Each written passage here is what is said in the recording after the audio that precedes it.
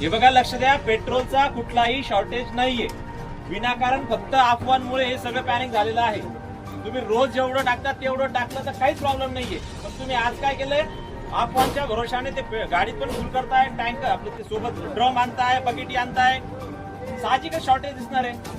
Shortage कुठेही नाहीये, फक्त तुम्हीच काय करतात, पॅनिक सिच्युएशन क्रिएट करतात. सगळ्यांना सूचना आहे, कुठेही पेट्रोल डिझेलचा शॉर्टेज नाहीये.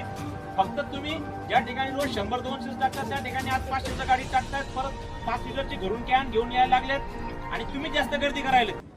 त्याच्यामुळे या ठिकाणी असं वाटतंय की पेट्रोलचा शॉर्टेज आहे. पेट्रोलचा शॉर्टेज नाहीये.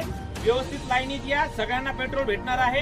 तुम्ही गर्दी केली तर पेट्रोल पंपवाले पण काय होत आहेत, पॅनिक होत आहेत आणि विनाकारण मग इथे गोंधळ वाढतोय आणि लोकांमध्ये खोटे चुकीच्या पद्धतीचे व्हिडिओज काय होतात, व्हायरल होत आहेत आणि त्या व्हिडिओचा आधार घेऊन परत अफवा पसरतात की पेट्रोल संपलंय, डिझेल संपलंय, गर्द्या होत आहेत किंवा शॉर्टेज होतोय. शॉर्टेज नाहीये. तुम्ही फक्त काय थोडंसं पॅनिक झाले आहे, त्याच्यामुळे जास्तीची डिमांड करतायत आणि त्याच्यामुळे गर्द्या होत आहेत. सगळ्यांना सूचना आहे, कोणीही अफवा पसरू नका आणि कोणीही ड्रम मध्ये पेट्रोल नेऊ नका. तुमच्या गाडीत घेऊन जा, सगळ्यांना पेट्रोल भेटणार आहे आणि पेट्रोलचा कुठेही तुटवडा नाहीये. ठीक आहे.